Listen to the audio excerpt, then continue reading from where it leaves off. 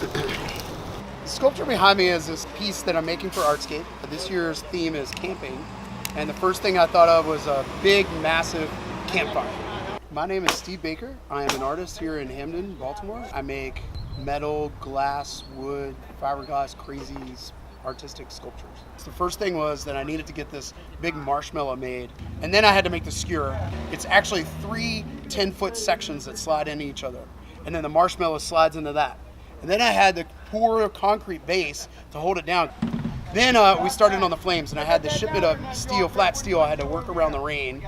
The base itself has tubes of steel that slide in and lock into place, so I can lay logs on top of that to hold it down so the wind doesn't topple it over. So we have about 4,000 to 7,000 pounds of logs that'll hold it down. I got these great LED spotlights that are color changing, and so they change colors as they kind of rotate through. So it almost has this flickering kind of like burning appeal to it. Camping to me is camping in the woods, and you make a campfire and you go and you hang out around it and you make it as big and crazy as possible, and everybody joins around it, and we all tell stories and sing songs and do whatever around the campfire, really get to kind of know each other. And one of our local folk singers, he's going to do a campfire sing-along, and he'll be playing every Friday, Saturday, and Sunday at 7 o'clock. So at Artscape, it's in front of the Meyerhof, and there's a little park that goes in between the old train station. I'm just inside of there. There's a couple tents.